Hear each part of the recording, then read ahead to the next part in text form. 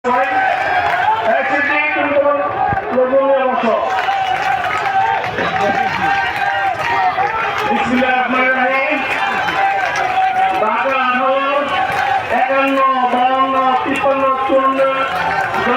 প্রতি আয়োজিত আজকে এই সভায় উপস্থিত আছেন ঢাকা মহানগর উত্তর বিএনপি সিনিয়র যুগ্ম আহ্বায়ক মোস্তাফিজুর রহমান সেলিম, যুগ্ম আহ্বায়ক এম কমরুদ্দিন, যুগ্ম আহ্বায়ক আহমদউদ্দিন আবাস, আজকে সভার সভাপতি হারুন রশিদ খোকন, বিএনপি ভারপ্রাপ্ত সভাপতি, ভারপ্রাপ্ত আহ্বায়ক ও আজকের সঞ্চালক হাজী জহুরুল ইসলাম জনি, উপস্থিত এলাকার বিএনপি নেতা আমাদের বাতেন সাহেব, আমাদের ঢাকা মহানগরের বিএনপি সংগ্রামী সদস্য রবি কুমার ও উত্তরখান্ডা বিএনপির ভারপ্রাপ্ত আহ্বায়ক বকুল, পশ্চিম থানা বিএনপির যুগ্ম আহ্বায়ক সুলেমান সহ উপস্থিত পূর্ব থানা বিএনপির সিনিয়র যুগ্ম আহ্বায়ক মনির সহ উপস্থিত আমার সম্মুখে উপস্থিত এই এলাকার জনগণ, এই 51, 52, 53, 54 জনগণ এবং আমাদের পার্টির নেতাকর্মী ভাই বোনেরা, আসসালামু আলাইকুম। বন্ধুগণ, আপনারা কি ঢাকা আন্দোলন করতে চান? জনগণ জমিয়ে আমার পার্টির ভারপ্রাপ্ত চেয়ারম্যান বলছে তারেক রহমান বলছে আমরা জনগণের জন্য রাজনীতি করি, পাবলিকের জন্য রাজনীতি করি। যদি জনগণের জন্য রাজনীতি করতে নাই পারি তাহলে তো এই পার্টি করা আমাদের জন্য বৃথা। আমরা জনগণ থেকে চাই, আমরা সেদিকেই থাকবো ইনশাআল্লাহ। পার্টি চেয়ারম্যান তারেক রহমান বলছে মানুষের কাছে যেতে হবে, প্রান্তিক মানুষের কাছে যেতে হবে, জনগণ যেটা চায় সেটা হবে ইনশাআল্লাহ। আমি কথা দিচ্ছি ঢাকা মহানগর সদস্যপতি হিসেবে আপনারা যেটা চান তার বাইরে একটু নড়বেন ইনশাআল্লাহ, একটু হবে। আমরা জনগণ নিয়ে ভুলভাল আন্দোলন করবো, সরকারের কোনো শক্তি কোনো অশক্তি আপনাকে দাঁড়িয়ে রাখতে পারবেন ইনশাআল্লাহ। আমরা খুবই বলেছে সে অঞ্চল করেছে, আমাকে বলেছে এর এক সময় নির্বাচন ছিল, আমরা তখন বাসে গিয়ে বাসে হয়ে আমরা তখন নির্বাচন যেতে হতো। আমরা অনেক আন্দোলন করছি, সংগ্রাম করছি, নির্বাচন কমিশন ধরা করেছিলাম, আমরা নির্বাচন কমিশন করছি কমিশনের সম্ভবত আমরা আলোচনার মাধ্যমে আমরা নির্বাচনে ছিনিয়ে নিয়ে এসেছি।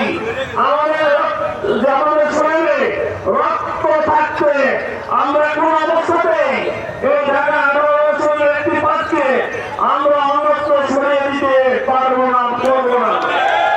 আপনারা সতর্ক থাকবেন, আছেন সর্বমোট মাত্র রাখতে বলছি, আমরা একটা বেরোয় করতে চাই, আমরা সংখ্যা মুড়ি দিয়েছি, সংখ্যা সবাই হাজার হাজার হয়েছে। আর আমরা যদি পাবলিসিটি করি আমি মনে করি লক্ষ লক্ষ লোকের ধর্ম নামবে প্রতিবাদে। আমাদের কাছে এখনো প্রতিবাদ সমাবেশটা আমরা এখন পর্যন্ত ঢাকা 18 আসন থেকে এই 4টা ওয়ার্ডে এখনো যায় নাই। যাওয়ার জন্য একজন সপ্তাহে তো নবীর আসলে দিচ্ছিল, আমাদের সঙ্গে একটা মনোভিক থাকতে পারে, চেষ্টা করছে, কিন্তু লক্ষ লক্ষ জনগণ আমাদের সঙ্গে আছে। আপনারা বিশ্বাস করেন এই জনগণের বাইরে একটা কাজও হবে না ইনশাআল্লাহ, একটা সিদ্ধান্ত হবে না জনগণের ছাড়া। আমার বাইরে আহ্বায়ক আমিরুল হাসান গতকাল আগে গোলশান যাওয়ার জন্য বলছিল, বলছে মুস্তফা ভাই একটা চক্র ঘোড়া প্রাণীকে মাছ শিকারের চেষ্টা করতেছে, যারা গাদ্দারি করে গাদ্দারি পার্টি, তারা সকালে বলে একটা বিকেলে বলে আরেকটা, তারা আমাদের উপর ব্রেন চেষ্টা করতেছে। আমরা কেন আমাদের রথটাকে অন্যত্র আমরা দিয়ে দেবো করতে পারি? আমরা কোন অবস্থায় এসব করতে পারি? আমি তাই বলছেন যান গিয়ে বড় সমাবেশ করেন, আমাদের অবস্থান জনগণের কাছে পৌঁছে দেন। আমরা জনগণের পাশে আছি, জনগণের কাতারে থাকতে চাই, আমরা জনগণকে নিয়ে দেশ পরিচালনা করতে চাই। বিগত সরকারের কিছু আমরা যারা আমলি করে সরকার আচরণ কিছু তারা এখনো প্রশাসন আছে, তারা একটা রিউমার ছড়াইছে যাতে আমাদের মধ্যে দুইটা বার হয়ে যায়। আমরা এখানে বুঝি, আমরা কোনো রিউমারে বিশ্বাস করি না, আমরা বাস্তবায়নে বিশ্বাস করি। আমরা বিশ্বাস করি ইনশাআল্লাহ আপনাদের 18 আসন আপনাদেরই থাকবে ইনশাআল্লাহ। বন্ধুগণ, আজকে আমি এবং আমাদের আমাদের সবাই একসাথে আমরা গেছিলাম, রাজারবাগ পুলিশের মিটিং করছি। আমাকে বলছে মোস্তফা ভাই গিয়া জনগণকে আশ্বস্ত করেন, আমিও যত ধরনের সাহায্য সহযোগিতা লাগবো আমি করবো।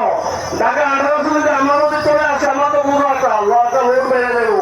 উনিও এটা বোঝা হিসেবে চিন্তা করতেছে, কেউ কারো বাইরে অতিরিক্ত বোঝাতে আমাদের চায় না।